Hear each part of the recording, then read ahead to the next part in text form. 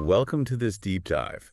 Today, we're focusing on a really practical way you can, boost your spoken English. Mm-hmm. We're going to explore a technique called shadowing. Right, shadowing. Yeah, think of it like being an echo, almost.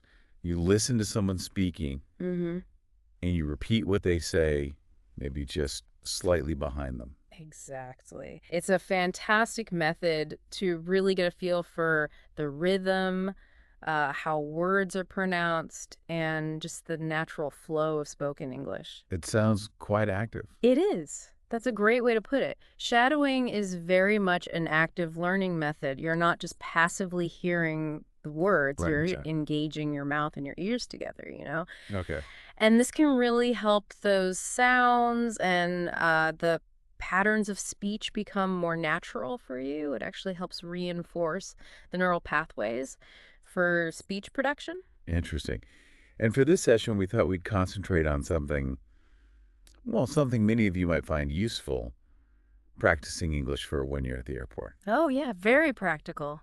Whether you've got an international trip coming up, or maybe you just want to feel a bit more self-assured in English-speaking places, this should help. Definitely. So we put together 3 different scenarios to practice with. Okay. First, a really short direct check-in at the airline counter. Hmm. Then a slightly longer chat about uh, navigating security and finding your gate. A bit more involved. Yeah. And finally, a more detailed description, sort of a narrative of a whole travel day. And these different lengths, they offer different benefits, don't they? How so? Well, the shorter text lets you really focus, hone in on a few key phrases. Try to match the speaker's intonation. Intonation. You mean the rise and fall of the voice. Exactly that, like the Yeah. melody of the speech. Uh, The medium one, it adds a bit more complexity. You're practicing asking for information, understanding it. right, like a real interaction. Yeah, and the longer narrative, Yeah. that helps you build up stamina, Yeah. following and repeating English for a longer stretch. Okay, that makes sense. So our goal here is pretty straightforward then. We want you to listen really closely as we say these phrases and sentences. And then, And then we really encourage you listening to repeat them out loud. yes, out loud is important. Don't just mouth it. Right. And don't worry if it doesn't sound perfect straight away. That's not the point initially. No, not at all. The aim is just to actively participate, get a better feel for the language. In this kind of focused practice, it really can make a noticeable difference, can it? In how comfortable and confident you become. Absolutely. Consistency is key, but yeah, it works. Okay, great. Let's start with our first scenario then. This is a common one. Short interaction, checking in for a flight. Ready? Okay, here it is. Listen closely. Good morning. I'd like to check in for flight 312 to Chicago. Here's my passport and one suitcase to drop off. Okay, pretty simple. Let's focus on just a couple things in that. Hmm. First, listen again to how good morning sounds. Good morning. See how the voice goes up a little, then down, Good morning. right? It's got that polite, friendly curve to it. Yeah. Try to capture that same movement in your voice when you say it. That little upward lift often signals warmth, Yeah. approachability. Good point. And did you notice how the words seem to connect, especially in check in for flight 312? Ah, yeah. Check in for. It's Ah. not choppy, like check in for. Exactly. It flows together smoothly. Check in for. Try saying that phrase, check in for flight 312, a few times. Really feel how those sounds link up. That's common in spoken English, isn't it? Linking sounds between words. Very common. It makes speech sound much more fluid, less robotic. Absolutely. So the idea with this first short piece is just repeat it until it feels clear and you feel confident saying it yourself. Let's hear it one more time. Good morning. I'd like to check in for flight 312 to Chicago. Here's my passport and one suitcase to drop off.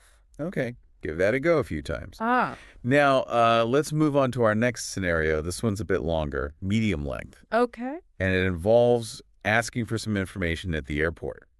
This will help you practice forming questions clearly, politely, even when things might be a bit busy or stressful. Right, keeping your cool. Okay, here's the exchange.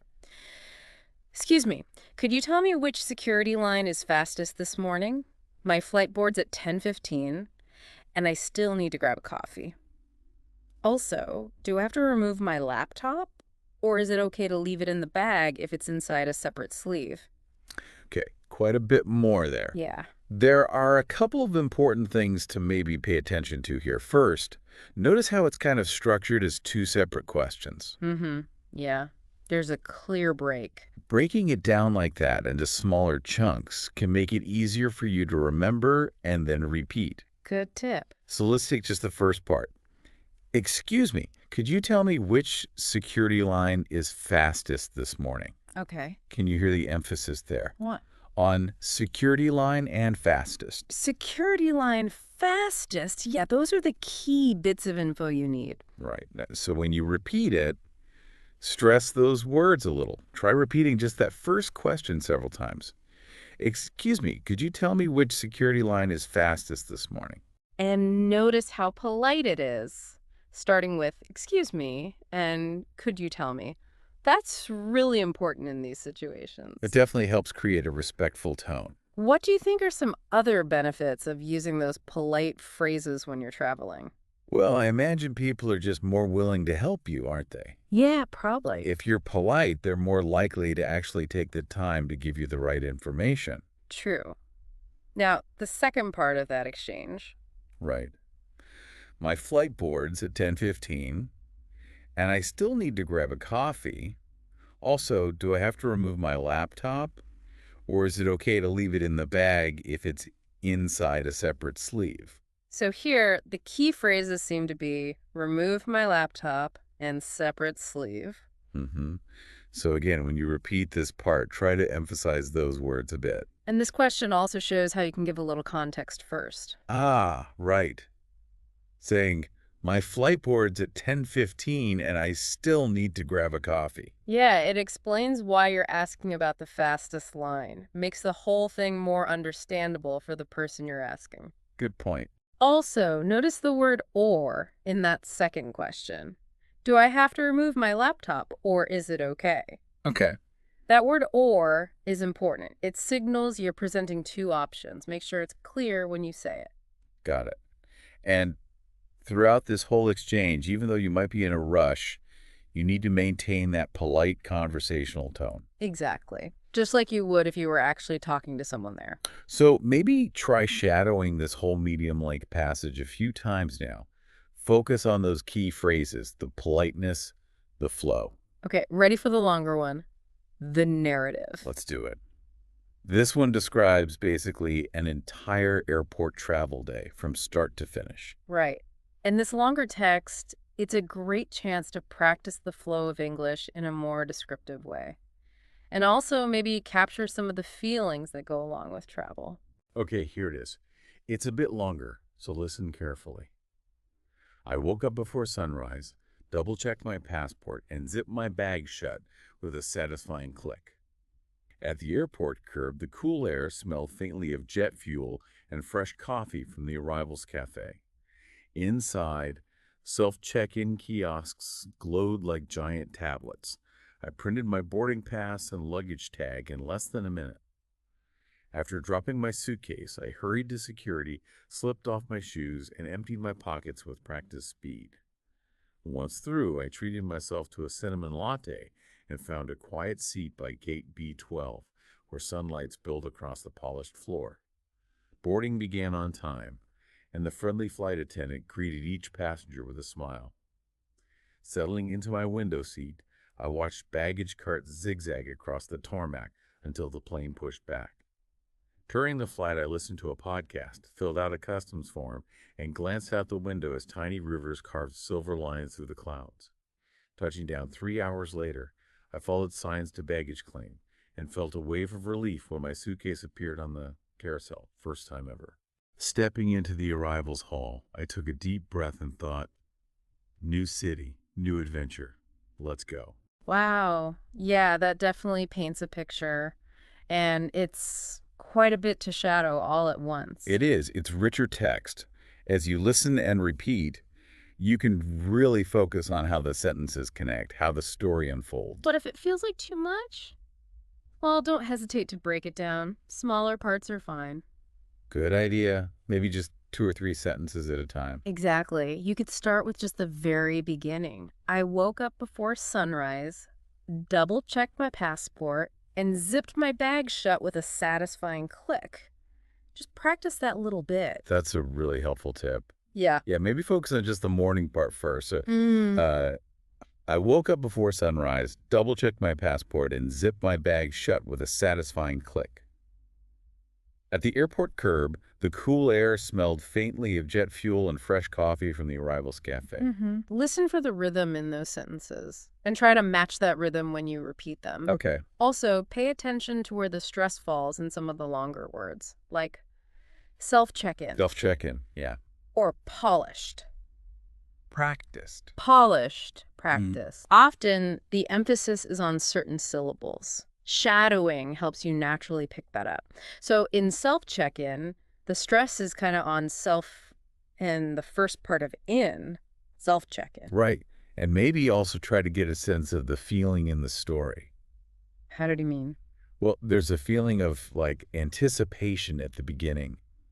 Looking forward to the trip. Okay. Yeah. Maybe a little bit of rushing, being hurried, going through security. Practiced speed. Yeah. And then that feeling of relief at the end when the suitcase finally shows up. Ah, yes. The relief is huge there. First time ever. So try to convey those feelings in your voice as you repeat the sentences. Adding that emotional layer, it definitely makes your English sound more natural, more engaging. It's not just about saying the words correctly, is it? Not at all. So you could then, move on to the next chunk, maybe the part about boarding the plane, what happened during the flight. Right. And then finally, the arrival and that feeling of starting something new. Just take your time with this longer passage. Listen, repeat. Don't be afraid to go back and practice sections again if you need to. And remember, with longer pieces like this, doing a little bit regularly is really important, even if you only shadow a few sentences each day. It adds up. It really does. It'll help your fluency improve over time, build that muscle memory. Okay, so that was our 3 scenarios. Let's quickly recap what we've practiced today in our shadowing session for your airport travel day. Sounds good. So we started with that short check-in greeting. Good morning. I'd like to check in for flight 312 to Chicago. Here's my passport and one suitcase to drop off. Right, short and sweet. Then we moved to the medium-length exchange about security and boarding. Excuse me. Could you tell me which security line is fastest this morning? My flight board's at 10:15, and I still need to grab a coffee. Also, do I have to remove my laptop? Or is it okay to leave it in the bag if it's inside a separate sleeve? A bit more complex, asking for info. And lastly, we worked through some key moments from that longer travel narrative. Like waking up early, the airport atmosphere, those smells of jet fuel and coffee. Using the self-check-in machines, going through security, finding the gate B12. Getting on the plane, things during the flight, arriving. And that final exciting feeling, new city, new adventure. And as you were practicing those, hopefully you picked up on some of the important aspects of shadowing we mentioned. Light. Well, remember to pay attention to the intonation that rise and fall on good morning. And how words connect smoothly, like check-in for linking. Yes. And breaking down longer sections into smaller, manageable parts. Yeah. That's really key for the long one. Definitely. And emphasizing the key words, the ones carrying the main information. Like security line or remove my laptop. Keeping that tone polite and conversational, too. Super important for travel. It really is. And for the longer text, breaking it into smaller blocks helps. And listening for the stress in multisyllable words. Like self-check-in, practiced. Yeah, that can really improve your pronunciation. And finally, trying to capture the feeling behind the words. Right. The excitement, the relief, whatever it is. So those are some tips.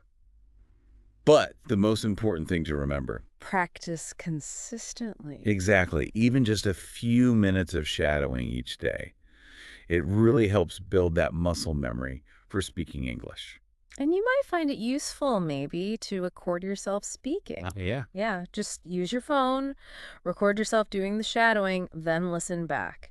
It can be a really great way to hear where you might want to improve your pronunciation or flow. That's a great idea.